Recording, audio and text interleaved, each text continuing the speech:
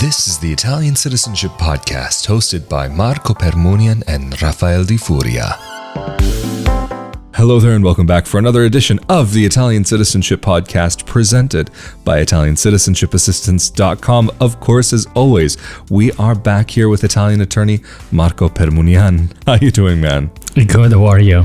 I am doing great, thank you. This week, we wanted to get into an episode that kind of covers some of the topics that some of you may be familiar with from previous episodes, but also do a little bit of a compare and contrast between what it's like to go through the process for Italian citizenship in Italy and focus on that, but also compare and contrast to what it's like outside of Italy. Of course, we're going to be going over citizenship by descent, as well as citizenship through residency and citizenship through marriage. But Marco, I think maybe it might be worthwhile, just because there are so many people who listen into this podcast that are interested in citizenship by descent. Would you maybe mind running through what is the process like in Italy for citizenship by descent? And then we can go into after a little bit how it may differ from applying for citizenship by descent while abroad. Thank you, Rafael. I think this is going to be a very interesting episode for a lot of people, because a lot of people have been wondering and have been asking, what is, like, I want to apply for Italian citizenship, but I want to live in Italy while I do so. Is that an option? And the answer is yes. So I believe a lot of people are going to find this episode very interesting because we're going to outline all of the different processes that somebody can go through to apply for Italian citizenship while living in Italy. But let's start with citizenship by descent. So the interesting thing about Italian citizenship by descent, which I believe it doesn't really exist in other countries or not as much, is that you can get Italian citizenship by descent while living in Italy. So you can actually relocate to Italy with the purpose of applying for Italian citizenship by descent. A lot of people believe that the only option to get Italian citizenship by descent is to go through the process through the consulate where they live. So for people who live in America, they believe that the only option for them is to use their local Italian consulate. But actually, they can gather all their documents needed to support their citizenship application for citizenship by descent. And we've done a lot of episodes regarding the documents that are needed for citizenship by descent. So once they have all the documents together, they can literally just go straight to Italy with no need to apply for any visa or any other permits. They can relocate to Italy, so travel to Italy as tourists and start the process there, which means that they will have to live there for at least for the duration of the process. Of course, some people will be interested in making Italy their home, so staying in Italy even after the process, but at least they will have to stay in Italy for the duration of the process or for the majority of it, meaning that you're free to travel back and forth to take business trips. You're free to go back to America if you need to, but you will have to move your residency in Italy. That means that you'll have to have a home in Italy where you can establish your residency, meaning a lease agreement in place, or if you own a house, that's good too. Or in some cases, you can have somebody else host you. So it will still need to be something legal. So there will need to be some papers that show that you are legally being hosted by maybe a family member or a relative. And that's the very first step of the process, meaning have a residency address in Italy and a home where you actually reside.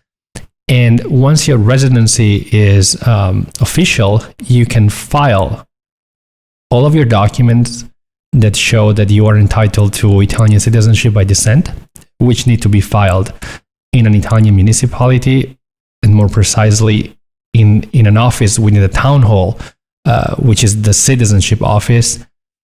And then the town will basically start a process aimed at determining whether you qualify for Italian citizenship by descent. And the process will, the end result will be that the town will grant you citizenship, which basically will give you the status of Italian citizen, which will allow you to continue residing in Italy if you want to, or you can relocate back home abroad if you want to go back home as an Italian citizen, or live in any other European country and enjoy the benefits of being an Italian citizen.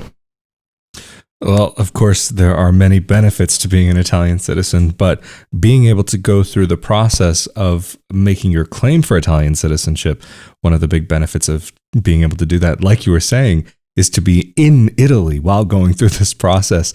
I mean, that is huge right there, to be able to get jump started on potentially moving abroad to Italy. There are some people that may not necessarily be interested in living in Italy full time, but would like to be able to use their Italian citizenship to the max, to take advantage of it any way that they can. And being able to live in Italy, of course, is one of those biggest benefits. But I guess one of the big questions, just kind of like we were talking about before, what are maybe some of the biggest differences? Are there any differences in what's required or how you actually go about the process when making this claim for Italian citizenship? Because, of course, dealing with the consulate versus dealing with the comune, I know there are plenty of little minute things that you may want to keep in mind during this process. The process is the same process. So it's basically like overall there are very many similarities, and the process, we can say that from a legal standpoint, is exactly the same. But there are some differences to be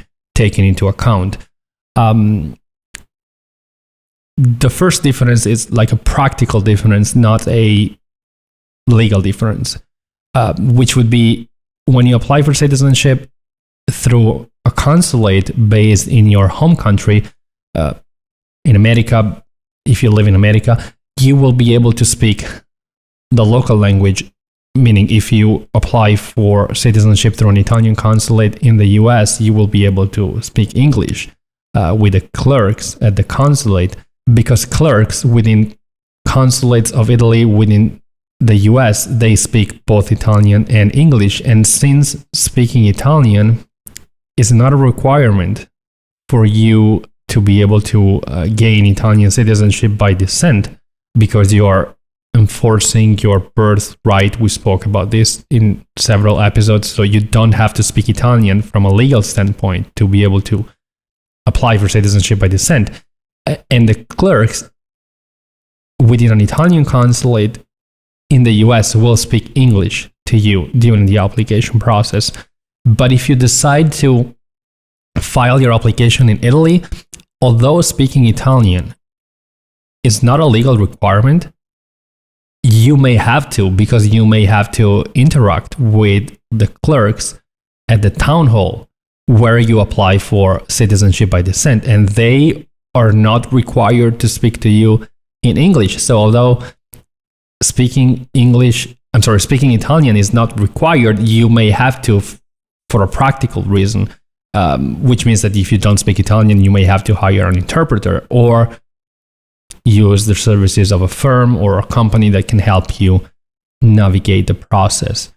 And of course, this is something that you guys do at ICA, if I'm not mistaken, correct? Yes, of course. We offer a package, a comprehensive package where we assist people who want to file the application in Italy from beginning to end. So, of course, we help them not only navigate the process, but we help them interact with the clerks in the Italian municipalities. So that means even like in person, they don't have to be there alone necessarily. They can have someone there with them for each step of the process. Of course, exactly. Our full package basically means that we are there physically with our clients in every step of the process. So together with them to help them file paperwork or speak to the clerks, or we actually speak to the clerks for them. But yes, it's a very comprehensive package that we offer to our clients who apply in Italy. Absolutely fantastic. Sorry, I interrupted you there. I just wanted to see if we could clarify that one point, just because, of course, it's a very important, very, very important point to be able to make sure that everybody understands. Thank you. Other differences between the process in the US and the process in Italy would be that, of course, the process in Italy is much quicker, and that's probably the main advantage that leads some people or most people to decide to file their application in Italy. Of course, the people that actually have the ability to relocate to Italy for the process. And it's quicker because you don't have to wait for an appointment to file your citizenship application. For people who reside in the US, there is a wait time between when you actually book the appointment and when the appointment will be, because there is a huge interest in Italian citizenship in the US. So to book an appointment, first of all, it's not easy to book an appointment. It may require several attempts. And then when you actually book your appointment with the consulate, the appointment will probably be several months out, which is not necessarily a bad thing, because you will have the time to gather all your documents to support your citizenship application. But people who are in a rush, people who maybe gather their documents very quickly, they can decide to take their documents to Italy and apply in Italy, because in Italy you don't really need an appointment. You may need an appointment, especially during the emergency situation, but there is no long wait time to actually get that appointment. So you may or may not need an appointment. That needs to be asked to the Italian municipality that you choose. Some smaller municipalities, they will just tell you can just come in whenever you're ready. Some bigger municipalities, they may have even a booking system, or they may ask you to book an appointment via email, just to let them know when you'll be showing up to file your application. But it's a quicker process, because even if you need an appointment, there is no wait time for an appointment. And I believe the other big difference between applying in Italy and applying through a consulate is that you normally need less documents, because most consulates in the US, they will ask you to present documents also for the non-in-line relatives. So the people that are married to the individuals in your Italian line. Whereas when you apply in Italy, normally you only need the documents pertaining to the individuals in your Italian line. So birth certificates, marriage records, death certificates, but only for the individuals in your Italian line. On the other hand, when you apply in Italy, you also need to be very careful about discrepancies in your documents. And that's because when you apply through a consulate, even if you have discrepancies in your documents and you're not able to fix them all, the worst that can happen is that the consulate, on the day of your appointment, they ask you to maybe produce additional documents or maybe fix more discrepancies in your documents. But when you apply in Italy, the risk is bigger, because if your documents are not flawless, which they normally never are, because it's not easy to fix all of the discrepancies in your documents, and sometimes that takes a long time, or it's not even possible to do so.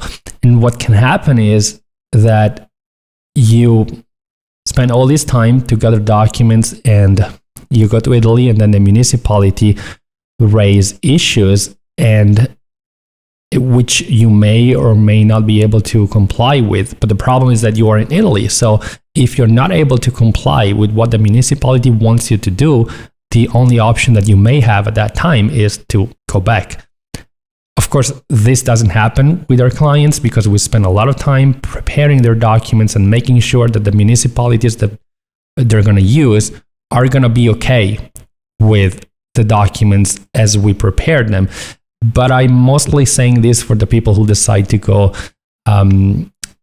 DIY and decide to get their documents ready and go through the process in Italy by themselves. That the risk could be that you are just rejected by the municipality because they don't like your documents, and the only option that you have available at that time is to just go back to the US and fix your documents. It sounds as though that there are certain maybe measures that a person may want to take that may be a little bit more strict in one case or a little bit more strict in the other, just based on where they're going to apply.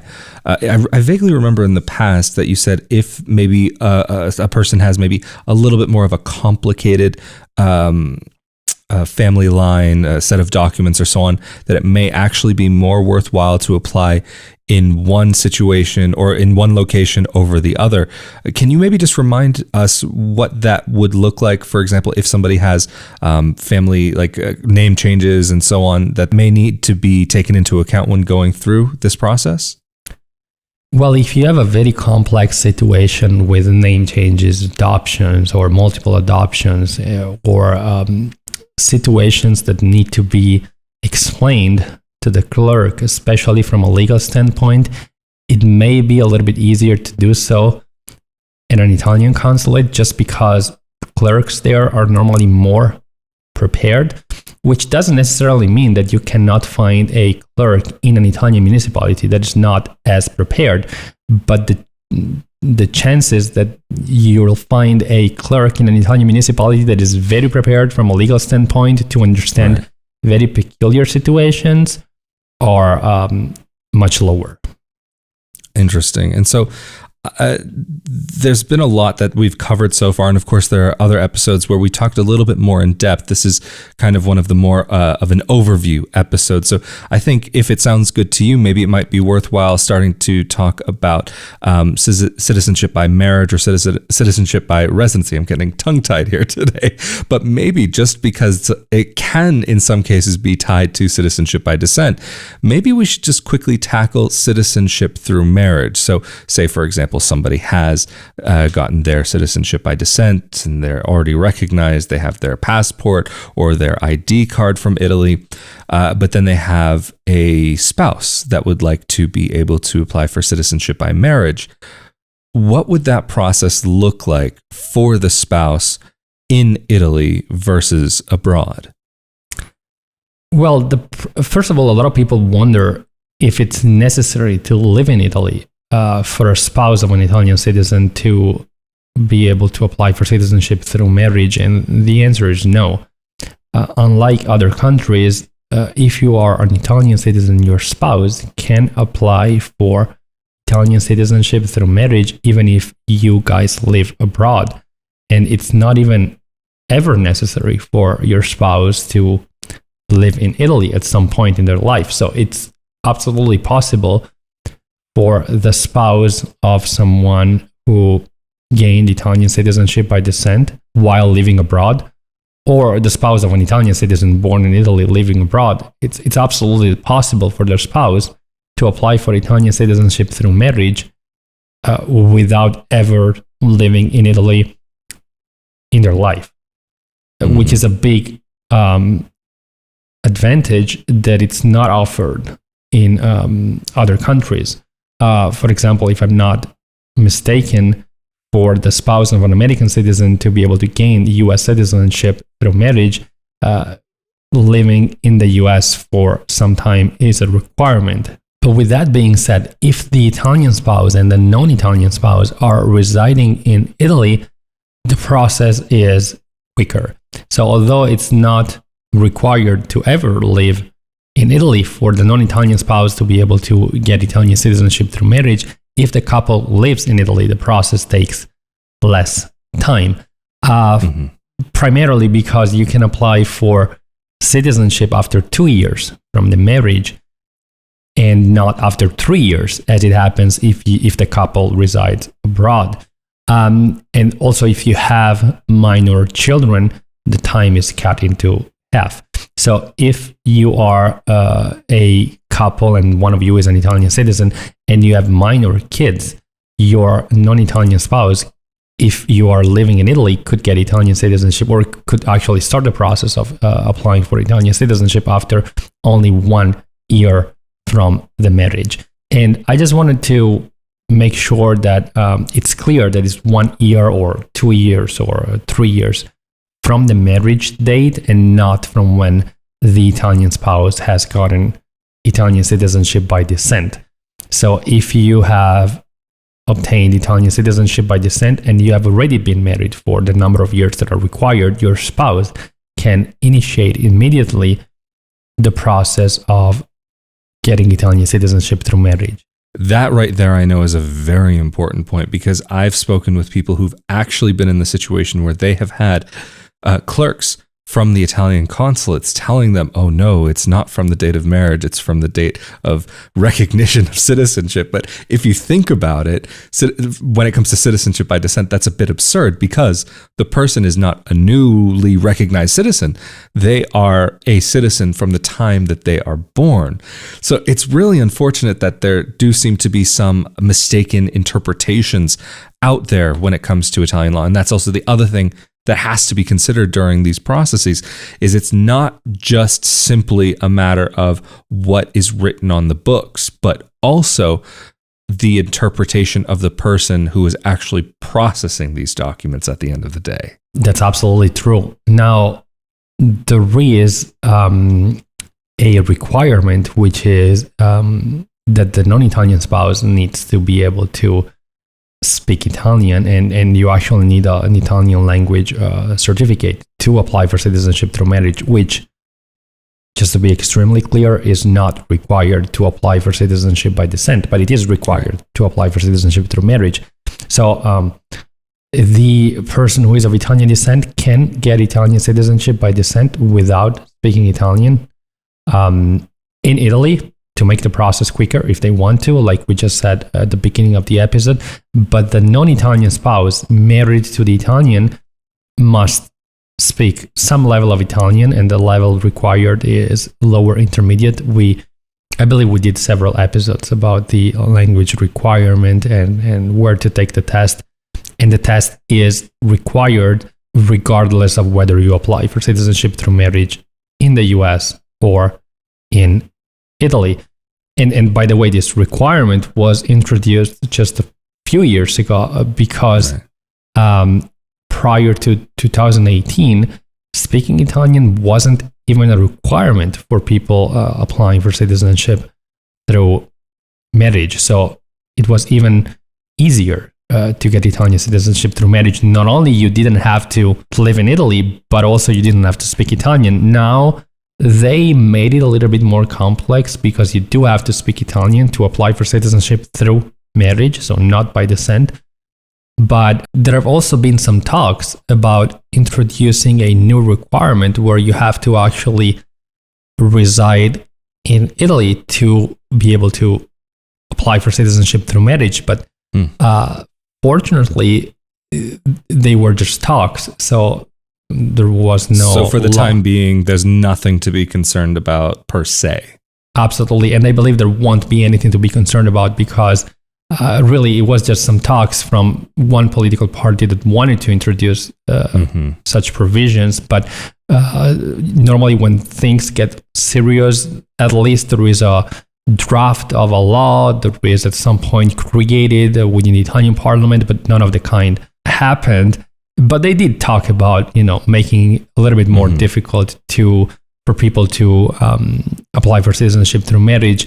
And this political party was primarily concerned about people immigrating from countries in Eastern Europe or Asia. So they wanted to make it a little bit more difficult for the spouses of those people to be able to apply for citizenship through marriage. And that was a political party that maybe a lot of people will understand what party I'm referring to, but they were completely against immigration. But luckily, none of that happened. Right. And I believe. Well, also, I mean, the unfortunate reality is also it's I think very important when talking about these discussions to take these discussions that have happened into consideration, so I mean, really, at the end of the day, there's no time like now. Like, if you can do it now, it's best to just start and not have to think, because we know what the rules are today. We don't know what they're going to be tomorrow or in 5 years from now.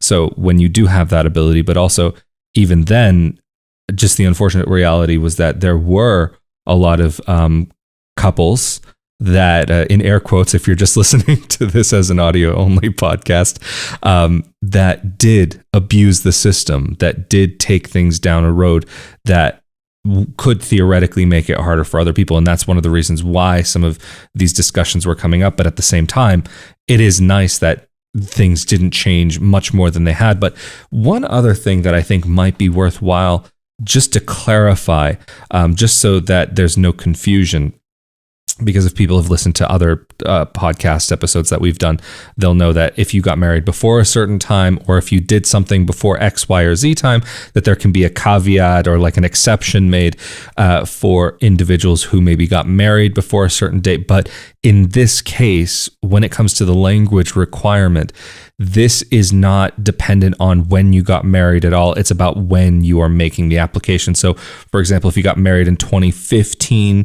then you still have the requirement if you're now making the application in 2022, or is that incorrect?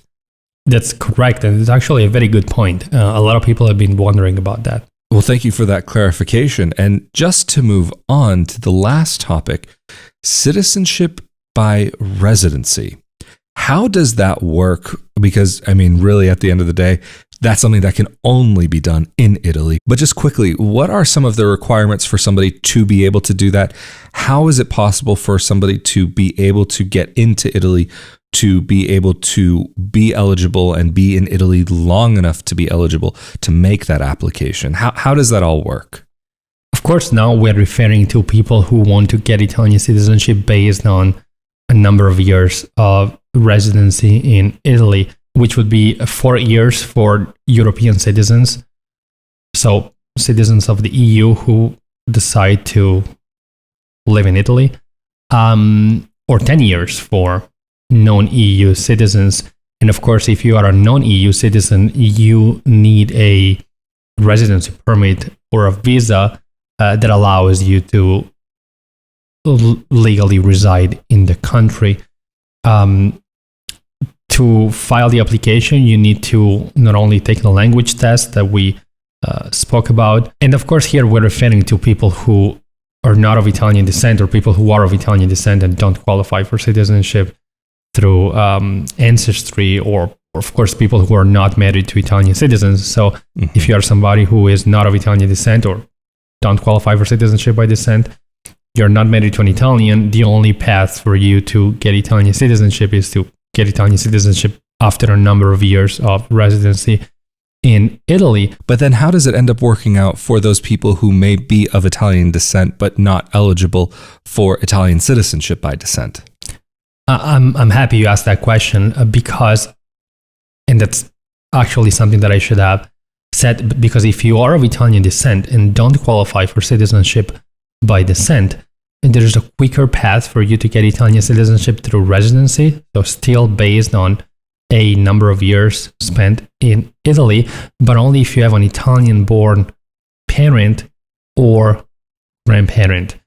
In that case, you can get Italian citizenship based on residency after only 3 years of full-time residency in Italy.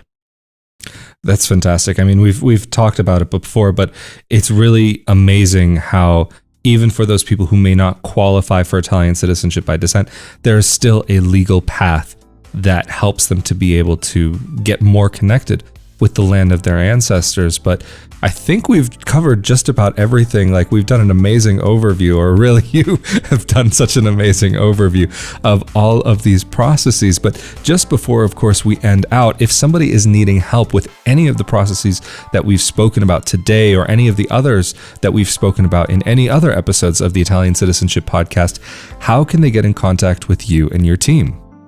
People can contact us through our website, ItalianCitizenshipassistance.com, or give us a call. The number is on the website. absolutely fantastic. And of course, thank you again, Marco, for making yourself available for another episode of the Italian Citizenship Podcast, and also for anybody who may be interested in other content about life abroad, and living in Italy or living in the EU as a dual citizen expat. Be sure to come over to my YouTube channel or my audio-only podcast. You can find it on YouTube through my name, Rafael Di Furia, or Not Your Average Globetrotter, which is also how you can find it on your favorite podcast player of choice, where I talk about life abroad, living abroad, and all of these related topics, and go into some of the little nitty-gritty details about the daily life and how that goes, and then also some out and about episodes where we go walk around and do some exploring. But of course, thank you again, Marco. This has been really so great to be able to get into this topic. Of course, if anybody needs to reach out to you, they can get to you through Italiancitizenshipassistance.com. Again, I'm Rafael Di Furia. Thank you all so much for joining us for this episode, and we will see you all next time. Later. Thank you.